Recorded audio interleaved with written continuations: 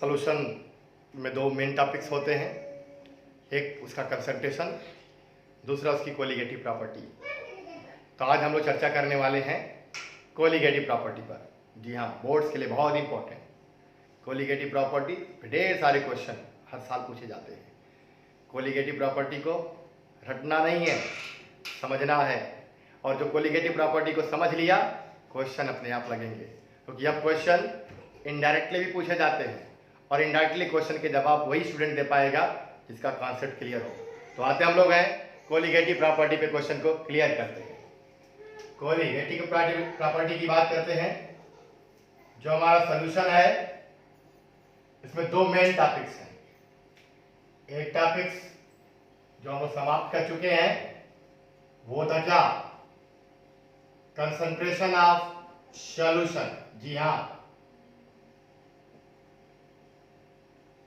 Okay.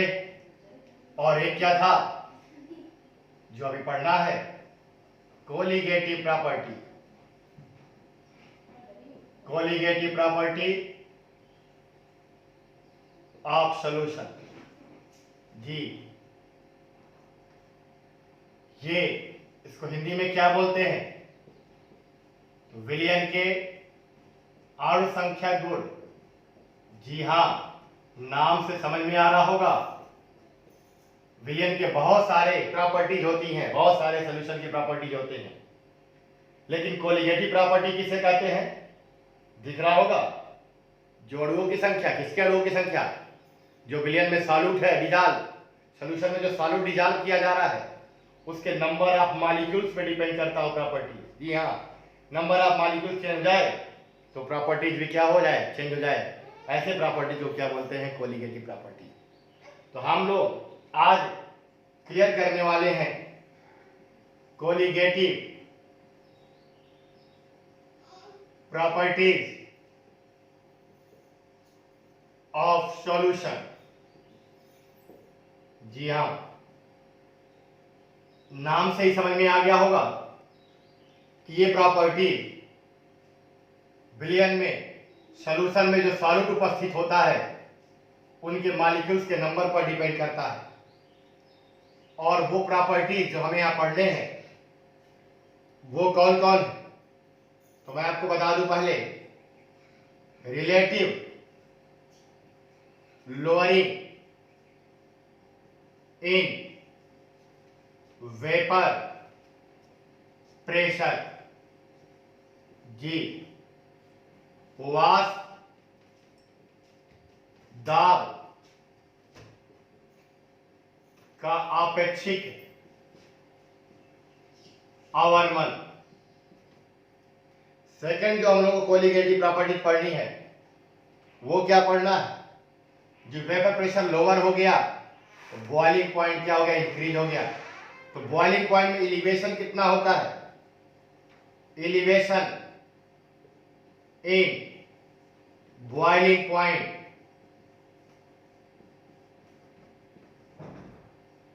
जिसे बोलते हैं क्वथनांक उन्नयन। और थर्ड, बॉइलिंग पॉइंट एलिवेट हो गया तो जाहिर सी बात है फ्रीजिंग पॉइंट डिप्रेस हो गया होगा। तो डिप्रेशन इन फ्रीजिंग पॉइंट, जिसको बोला जाता है हिमांक अवनमन। और फोर्थ नंबर, जी हाँ, सॉल्यूशन का अपना ऑस्मोटिक प्रेशर। जी, सॉल्यूशन का अपना परासरण दाब। ये हमारे पास कोलिगेटिव प्रॉपर्टी है सॉल्यूशन के। Relative lowering in vapour pressure, वाष्प दाब का आपेक्षिक अवनमन, एलिवेशन इन बॉइलिंग पॉइंट, क्वथनांक उन्नयन, डिप्रेशन इन फ्रीजिंग पॉइंट, हिमांक अवनमन, ऑस्मोटिक प्रेशर यानी परासरण दाब, ये सब कोलिगेटिव प्रॉपर्टी।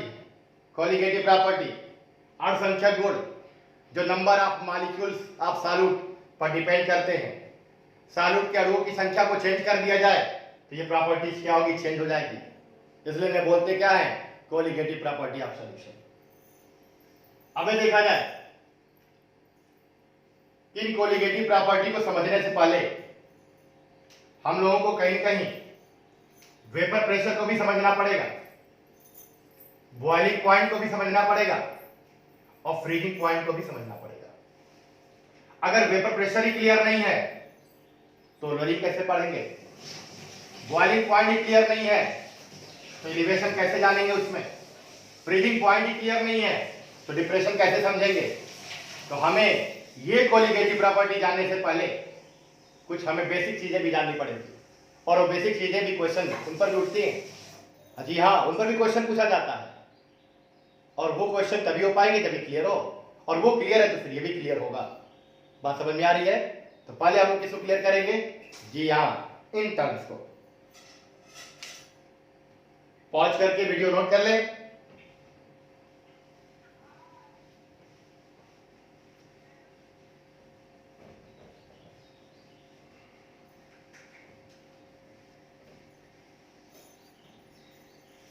अब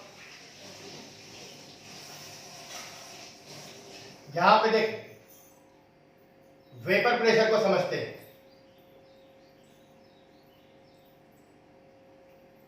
वेपर प्रेशर किसका होता है? किसी भी लिक्विड का,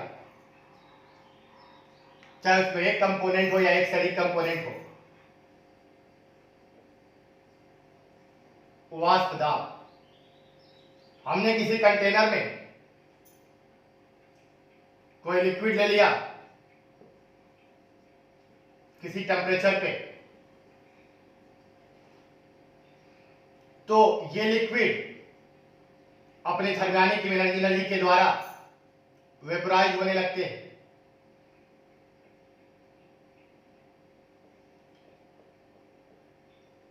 अगर ये कंटेनर क्लोज है तो ये वेपर भी लिक्विड में चेंज होने लगते हैं, यानी वेपर लिक्विड चेंज होता है वेपर में,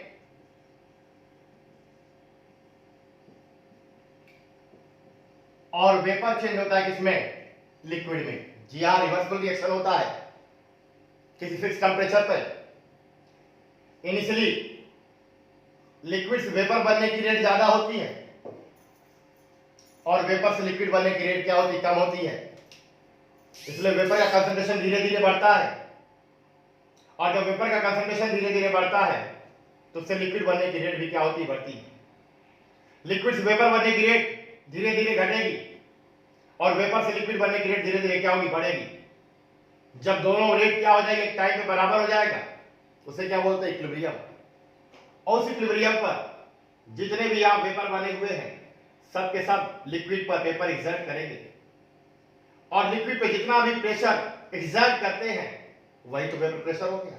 जी हाँ, एट इक्विलिब्रियम प्रेशर ऑफ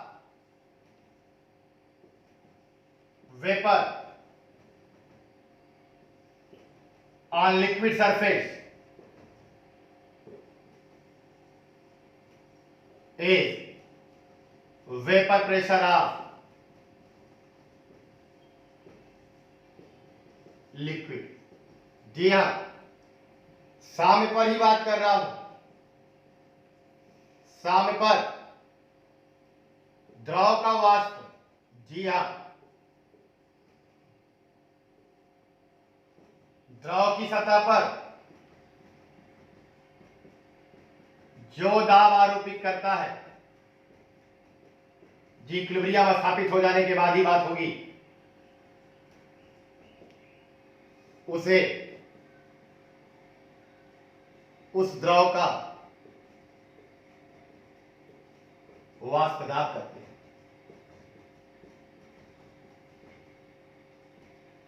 अगर ये प्योर लिक्विड है तो इस लिक्विड का वेपर प्रेशर मानेंगे कि ये सॉल्वेंट हो गया, सॉल्वेंट का वेपर प्रेशर है, और यहां इक्विलिब्रियम पर इक्विलिब्रियम कांस्टेंट भी आता है। और इक्विलिब्रियम कांस्टेंट को अगर हम के से लिखते हैं, यहां पर क्या आ जाएगा? तो यहां पर जो वेपर बन रहा है उसका वेपर प्रेशर पीवी, लिक्विड का प्रेशर होता नहीं, इसलिए के इक्वल क्या हो गया, पीवी। यानी के इक्वल वेपर प्रेशर के क्या हो गया, बराबर हो गया। और आपको पता है के इज डिपेंड ऑन टेम्परेचर,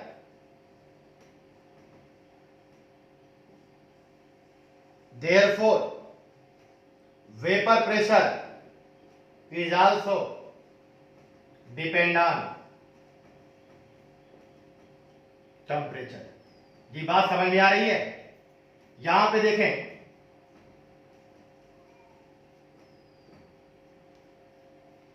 कि K इक्वल आ गया प्रेशर ऑफ वेपर और इक्विलिब्रियम कांस्टेंट जो टेम्परेचर पे डिपेंड करता था, तो ये टेम्परेचर बदलने से बदल जाएगा, तो वेपर प्रेशर भी क्या हो जाएगा, चेंज हो जाएगा। यानी वेपर प्रेशर हमारा टेम्परेचर पे डिपेंड करता है। जी हाँ, एक और नेचर पर भी डिपेंड करता है। तो vapour pressure of any liquid is depend on two factor.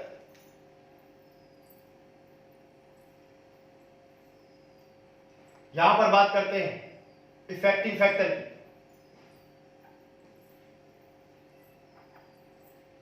प्रभावित करने वाले कारक की फर्स्ट है, अभी आप लोगों ने देखा क्या, टेम्परेचर। या किसी एक ही लिक्विड की बात करें, उसका टेम्परेचर चेंज कर दो तो वेपर प्रेशर क्या होता है, चेंज हो जाता है। और जाहिर सी बात है, टेम्परेचर बढ़ाओगे, ज्यादा मॉलिक्यूल वेपराइज होंगे, मॉलिक्यूल यहां ज्यादा होंगे, तो लिक्विड पे ज्यादा प्रेशर एक्सर्ट करेंगे, और ज्यादा प्रेशर एक्सर्ट करेंगे तो वेपर प्रेशर भी क्या होगा, ज्यादा होगा। यानी vapour pressure is proportional to, directly proportional to temperature. Second की मैं बात करूं, नेचर, नेचर ऑफ लिक्विड। जी हां, जो लिक्विड है उसकी प्रकृति पर भी डिपेंड करेगा। कैसे, अगर लिक्विड के टेम्परेचर को फिक्स कर देता हूं और लिक्विड के बीच इंटरमॉलिक्यूलर फोर्स को देखिए, अगर अधिक है वेपराइजेशन कम होने पाएगा, वेपराइजेशन कम होने पाएगा तो वेपर प्रेशर भी क्या होगा, कम होगा। यानी vapour pressure is reciprocal to intermolecular forces. जी, इंटरमॉलिक्यूलर फोर्स अगर ज्यादा है, अंतराण्विक बल अगर ज्यादा है मॉलिक्यूल के बीच, तो वेपर प्रेशर क्या होगा, कम होगा। बात समझ में आ रही है। तो वेपर प्रेशर को क्लियर करें, वेपर प्रेशर क्लियर तो बॉइलिंग पॉइंट भी क्लियर, फ्रीजिंग पॉइंट भी क्लियर। वेपर प्रेशर क्या है, एक लिक्विड है जो अपनी एनर्जी कारण वेपराइज होता है। टेम्परेचर को मैंने फिक्स कर रखा है, धीरे धीरे मॉलिक्यूल वेपर बनेंगे और वेपर वाले मॉलिक्यूल धीरे धीरे लिक्विड में कन्वर्ट होंगे। तो लिक्विड हमारा चेंज होगा वेपर में, और वेपर चेंज होगा किसमें, लिक्विड में।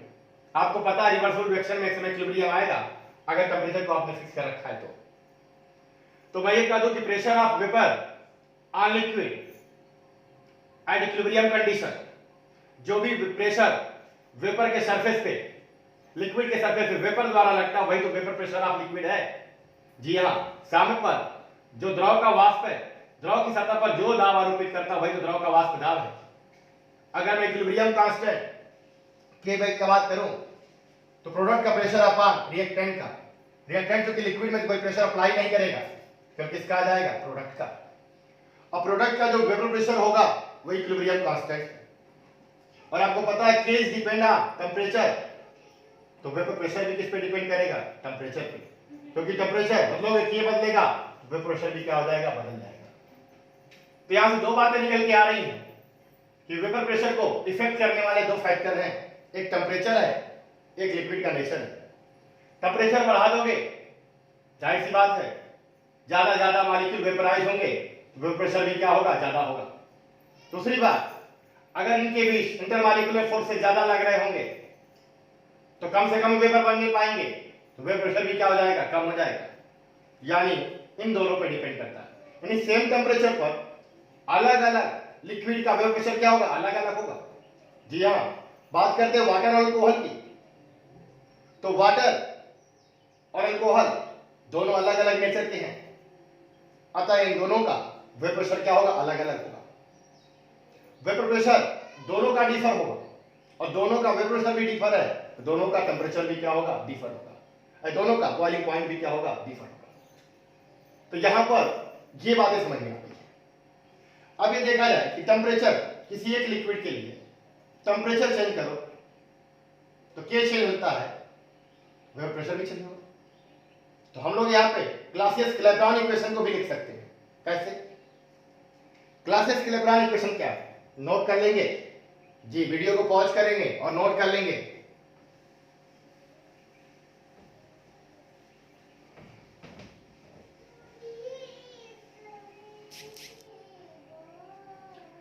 क्लासियस-क्लैपेरॉन इक्वेशन क्या होता है, हम लोग पढ़ चुके हैं। log K2 upon K1 equal delta H not 2.303 R 1 upon T1 minus 1 upon T2। T1 temperature पे इक्विलिब्रियम कांस्टेंट K1 है, T2 पे क्या है, K2 है। ये इक्वेशन आया हुआ है। कब ये लाया गया था इक्वेशन, जब थर्मोडायनामिक्स पढ़ा गया था और इक्विलिब्रियम भी वहां पर स्थापित किया गया था और केमिकल इक्विलिब्रियम में भी पढ़ा गया है। यहां पे क्योंकि T1 टेम्परेचर पे रेट कांस्टेंट K1 है और यहां पे प्रेशर में क्या मान लो P1, एंड T2 टेम्परेचर पे रेट कांस्टेंट K2 और प्रेशर क्या मालूम है, P2। तो ये पता है कि जहां इक्विलिब्रियम कांस्टेंट है K2 अपॉन K1,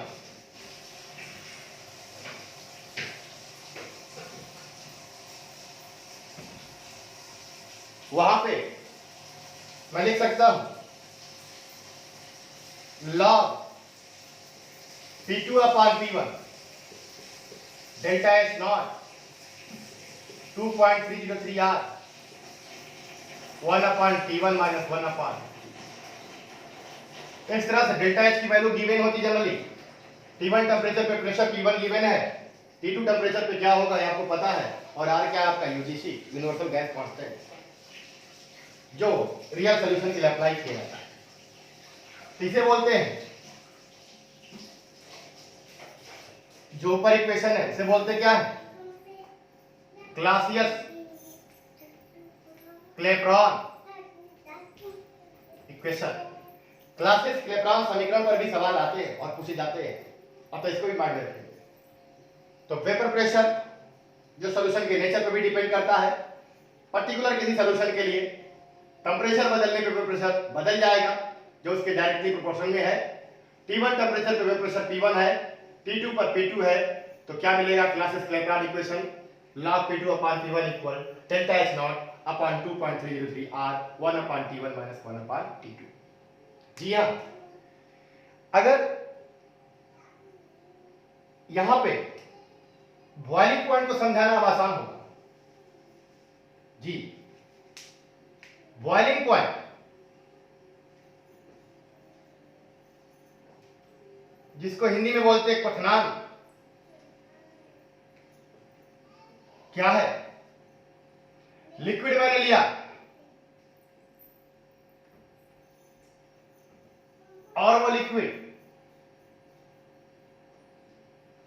अपने आप वेपर में चेंज हो रहा है, लेकिन अगर इसको हीट करते जाएं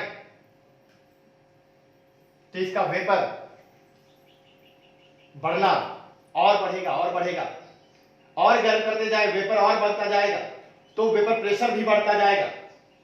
और जब इसका वेपर प्रेशर जिस टेम्परेचर पर वेपर प्रेशर बढ़कर एटमॉस्फेरिक प्रेशर के बराबर हो जाए, वही तो हो जाएगा बॉइलिंग पॉइंट। जी हाँ, तो वेपर प्रेशर जितना ही कम होगा, हमें उसको बढ़ाकर बॉइलिंग पॉइंट तक, यानी हमें बढ़ाकर एटमॉस्फेरिक प्रेशर तक ले जाने में उतना ही हमें टेम्परेचर देना पड़ेगा, तो उसका बॉइलिंग पॉइंट उतना ही ज्यादा होगा। जी हाँ, यानी किसी लिक्विड का नेचर ऐसा है कि इंटरमॉलिक्यूलर फोर्सेस ज्यादा है, कम से कम वेपर बन रहा है, और वो तब वेपर प्रेशर भी कम एक्सर्ट करेगा, लेकिन हम टेम्परेचर बढ़ाते जाए वेपर प्रेशर भी बढ़ता जाएगा, और जिस टेम्परेचर पर वेपर प्रेशर बढ़कर एटमॉस्फेरिक प्रेशर के बराबर हो जाए, वही तो हो जाएगा क्या, आपका बॉइलिंग पॉइंट ऑफ लिक्विड। तो बॉइलिंग पॉइंट ऑफ लिक्विड क्या है, नेचर पे डिपेंड करता है। जी हाँ, किस पे डिपेंड कर रहा है? नेचर पे। इसलिए प्योरिटी निकालने के लिए बॉइलिंग पॉइंट का यूज किया जाता है। यहां पे मैं कह लूं जिस ताप पर या जिस टेम्परेचर पर लिक्विड का वेपर प्रेशर इंक्रीज होकर वह एटमॉस्फेरिक प्रेशर के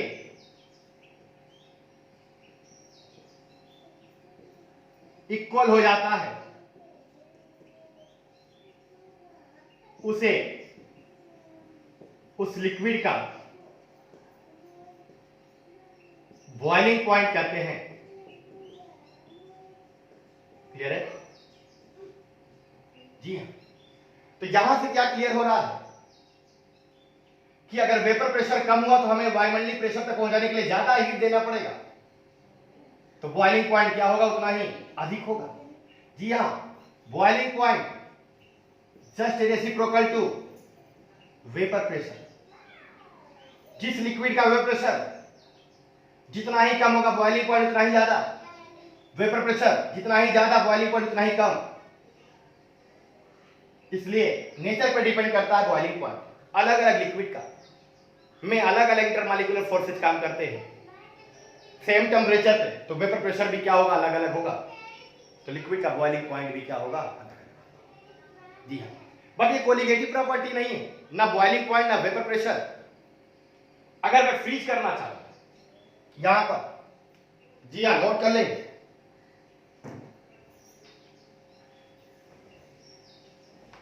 अगर मैं फ्रीजिंग पॉइंट की बात करूं,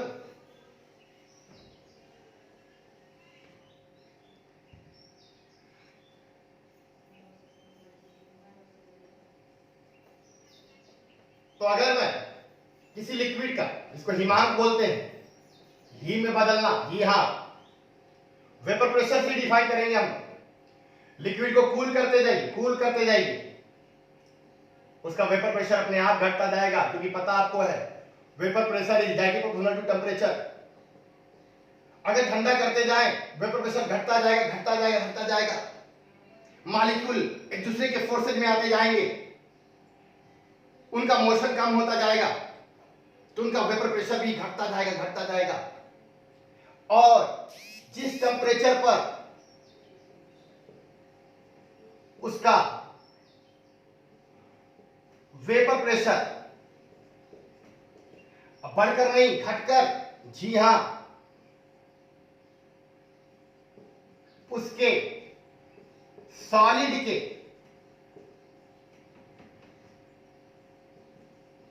वेपर प्रेशर के इक्वल हो जाता है,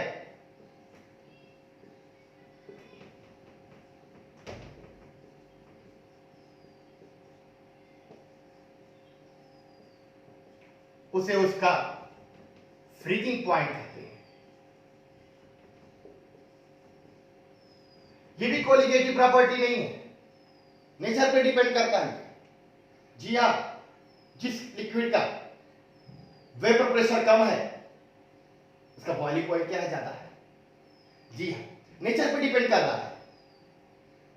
ये कोलिगेटिव प्रॉपर्टी नहीं, बट ये अगर समझ में आता है तो हमें जो कोलिगेटिव प्रॉपर्टीज के पहले नोट किए वो समझ में आ जाएंगे। क्लियर है? किसी भी फिक्स टेम्परेचर पे लिक्विड वेपराइज हो रहा है, इक्विलिब्रियम आ गया, इक्विलिब्रियम पे वेपर जितना प्रेशर लिक्विड पे लगाएगा वही कहलाएगा उस लिक्विड का वेपर प्रेशर। नेचर पे डिपेंड कर रहा है, टेम्परेचर पे डिपेंड कर रहा है, टेम्परेचर के प्रोपोर्शन है, इंटरमॉलिक्यूलर फोर्स के रेसिप्रोकल है। वेपर प्रेशर जितना ही कम होगा, अगर हम गर्म करें बढ़ता जाएगा, बढ़ता जाएगा, और जिस टेम्परेचर पे एटमॉस्फेरिक प्रेशर के बराबर हुआ वही तो बॉइलिंग पॉइंट। तो वेपर प्रेशर कम तो बॉइलिंग पॉइंट ज्यादा। जी हाँ, और जिस घटाते जाए, घटाते जाए, घटाते जाए तो लिक्विड का वेपर प्रेशर घटता जाएगा, और जिस टेम्परेचर पे उसका वेपर प्रेशर घटकर उसके सॉलिड के वेपर प्रेशर के बराबर आ गया, क्या कहलाएगा? वो फ्रीजिंग पॉइंट। जी हाँ, तो vapour pressure, boiling point, freezing point, ये क्लियर हुए। अब हम आपको आते हैं कोलिगेटिव प्रॉपर्टी फर्स्ट पर। फर्स्ट कोलिगेटिव प्रॉपर्टी,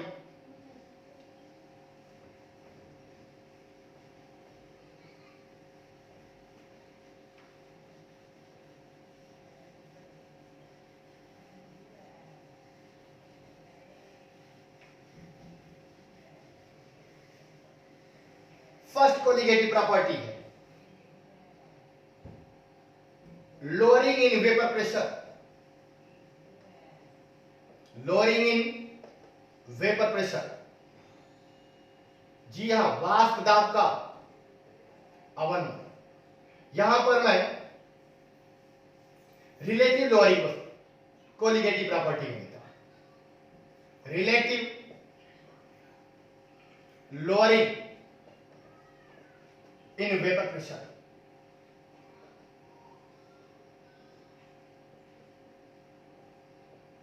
वाष्प दाब का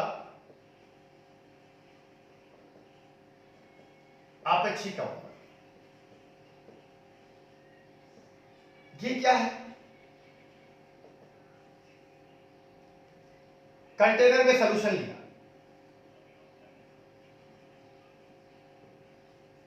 कोई प्योर सॉल्यूशन नहीं, कोई प्योर लिक्विड लिया, और इस प्योर लिक्विड का किसी फिक्स टेम्परेचर पे अपना वेपर प्रेशर होगा जिसे पी नॉट कहते हैं। यानी वेपर प्रेशर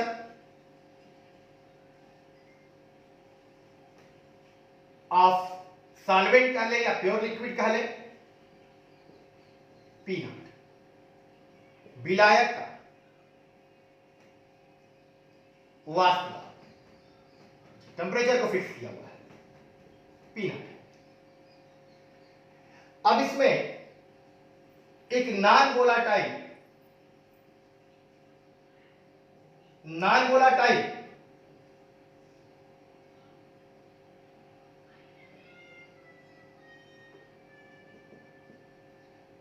सॉल्यूट मिला देते हैं अवाष्पशील। जी हां, मिला भी होता बहुत सारे सॉल्यूशन में,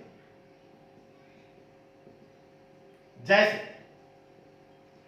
पानी में NaCl घुला हुआ है तो नॉन वोलाटाइल ही है, पानी में शुगर घुला हुआ है, यूरिया घुला हुआ है, ग्लूकोज घुला हुआ है, ये सब क्या है? नॉन वोलाटाइल होते हैं। और अगर हमें समुद्री पानी या नमक घुले हुए पानी से नमक प्राप्त करना हो तो हम इसमें पानी को वेपराइज कर देंगे, क्योंकि वो वोलेटाइल है, तो हमें मिल क्या जाएगा? NaCl। जी ऐसे ही तो प्राप्त करते हैं। यहां पे ध्यान दें कि अगर हमने नॉन वोलाटाइल मिलाया तो होगा क्या? जब नॉन वोलाटाइल मिला देंगे, ये हमारे कौन थे? सॉल्वेंट के पार्टिकल थे, जो सरफेस पे थे यही तो वेपराइज होते, लेकिन सरफेस पे कुछ जगह सॉल्यूट ने भी ले लिया है, तो सरफेस एरिया का कुछ भाग सॉल्यूट ने कवर कर लिया, तो सरफेस पे सॉल्वेंट कम हो गए। सरफेस पे सॉल्वेंट कम हो गए तो जो वाष्प में बदलने वाले मॉलिक्यूल थे उनकी संख्या कम हो गई, तो वेपर प्रेशर भी क्या होगा? घट जाएगा। जी हां, अगर सॉल्यूशन बनाया मैंने तो जो सॉल्यूशन है उसका वेपर प्रेशर क्या होगा? तो वेपर प्रेशर ऑफ सॉल्यूशन, विलयन का वाष्प दाब,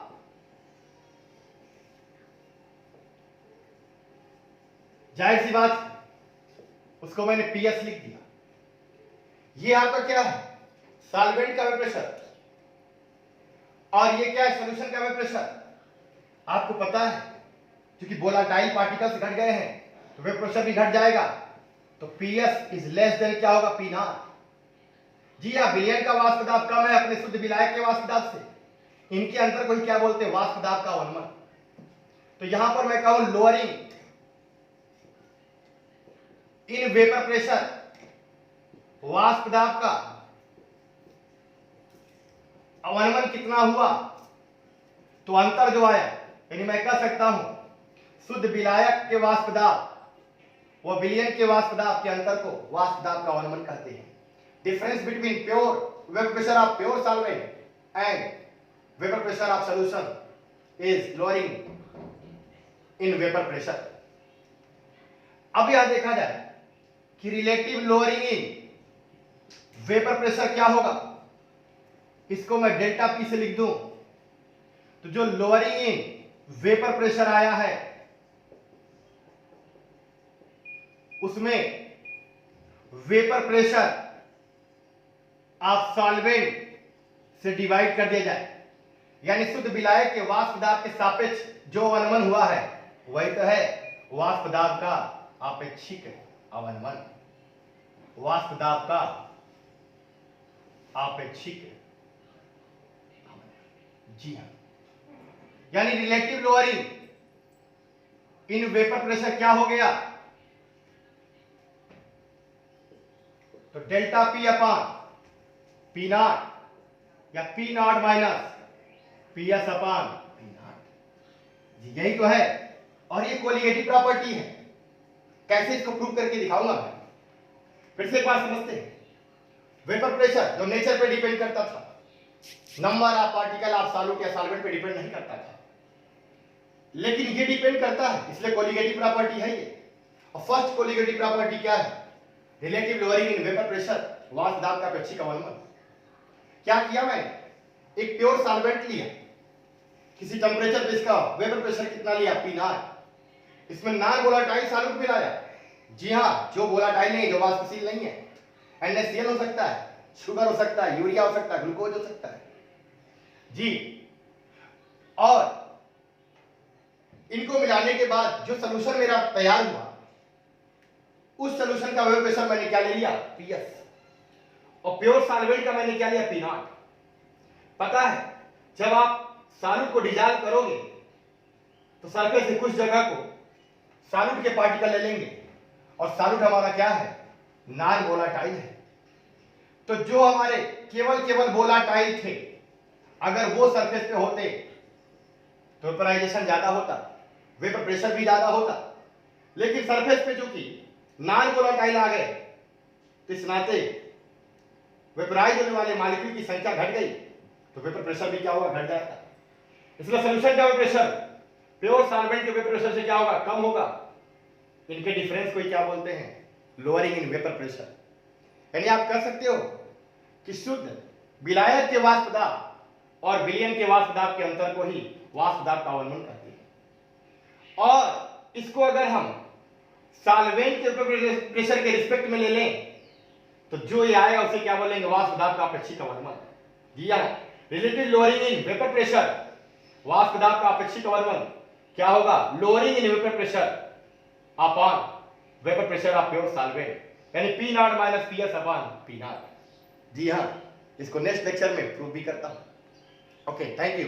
वीडियो को वॉच करें, शेयर करें, सब्सक्राइब करें और ज्यादा स्टूडेंट तक पहुंचाएं।